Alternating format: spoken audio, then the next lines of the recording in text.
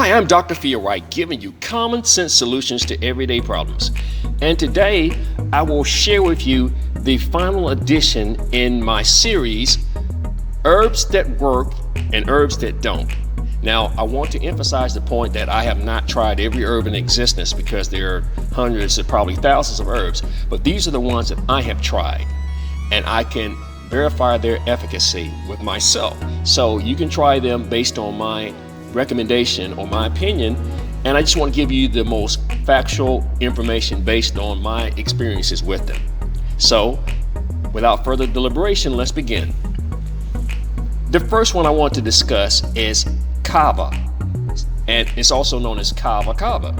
Now, Kava is a relaxing herb, and it originates from the island area. And what Kava is an herb that calms you, relaxes your body, and some people use it as a sleep aid.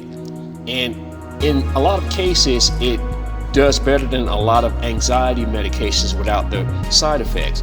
Now, one thing I will say about Kava is that it's not something that you should be using all the time and for years, because it could have a cumulative effect and it could have some effects on your liver. So I would say to you that if you're going to use Kava, you use it judiciously and use it when you need to be relaxed, or occasionally, let's say a couple of times a week, or maybe use it every other day, or just take yourself off of it sometime after you used it for a while. But if you just use it off and on for times that you have stress and anxiety, it's a great herb for that.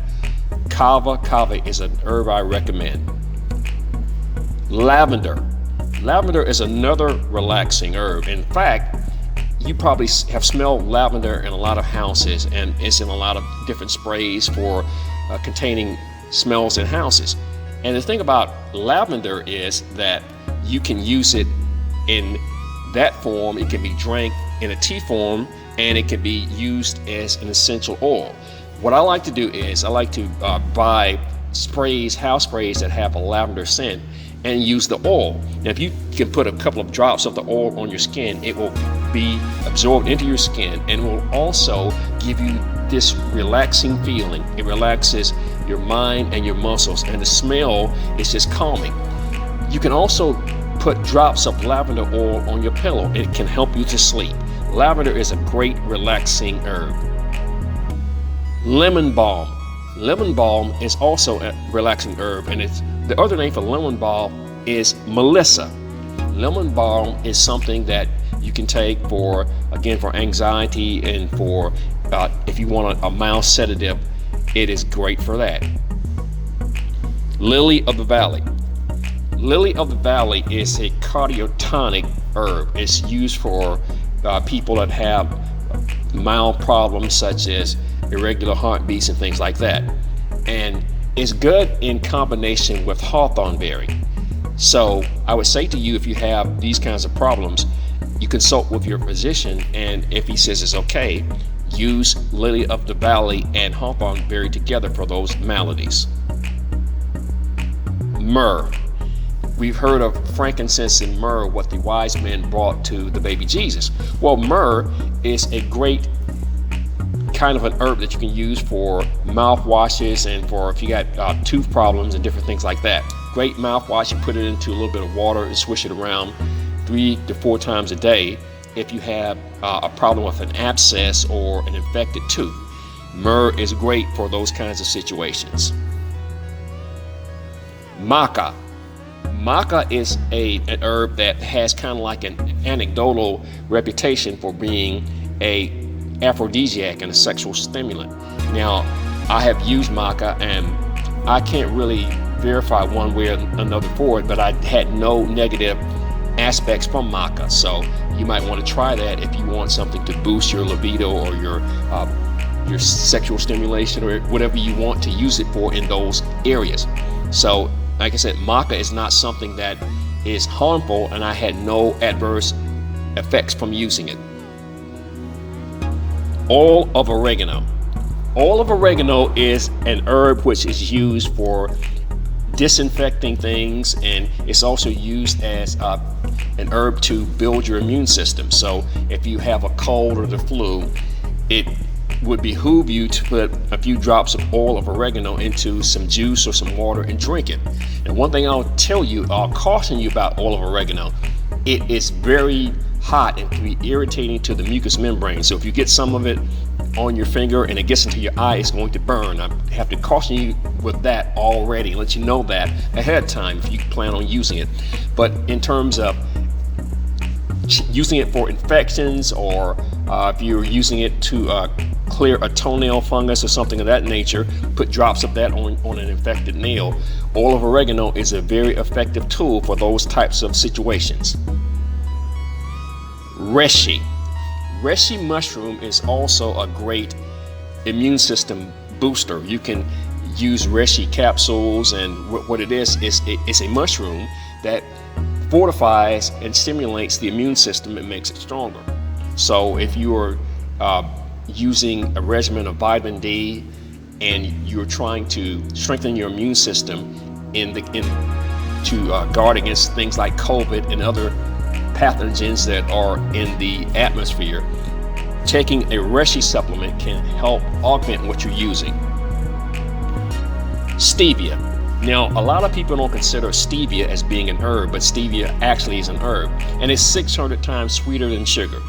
You can use it to sweeten your coffee or your drinks, but I will caution you that stevia in the raw is kind of a bitter herb with its sweetness. So you might want to look at something that has a combination of just a little bit of maltodextrin to offset that bitterness of the stevia. So just to give you that heads up that it's a very sweet herb, but it needs something to balance that bitterness that's on the end. Tea tree oil, another great antiseptic. People use that for cuts and different sores, or to disinfect things, or they also can use it for if you have a infected nail. Just like how you use oil of oregano, you can put drops of tea tree oil on your nail as a way to destroy the infection of your nail, and people use that for that reason. Turmeric. Turmeric is also an herb that people are talking about a lot, in that it's a great anti-inflammatory, it's an antibiotic, and it serves a lot of different purposes.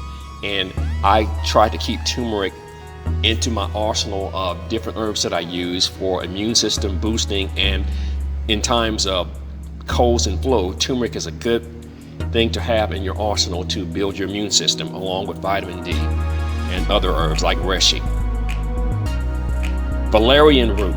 Valerian root is another of the calming, soothing herbs that help you to relax.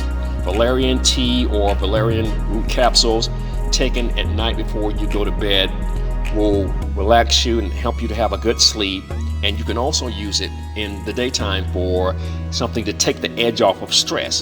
Valerian root is one of my favorite herbs for that purpose. White willow bark. White willow bark, a lot of people don't know this, but this is basically the nature version of aspirin. In fact, the thing that constitutes white willow bark, salicylin, is what aspirin is actually made out of. So that bark, if you were taking that supplement, you're basically taking the more generic nature form of aspirin, or the natural form of aspirin, if you will. So white willow bark equals aspirin, nature's aspirin in a sense. And there you have it, my collection or my list of herbs, K through W, of the herbs that I have found that work and the herbs that sort of work or have anecdotal evidence, but I had mixed results with it. So you can try these herbs for yourself and see if they have any kind of effect for you, and just take my advice and be cautious and research them and just watch how they affect you. And then if they work well for you, then you can add them to your arsenal of herbs for your own personal health. I'm Dr. Feelwhite. Thanks for watching, and as usual, have a great day.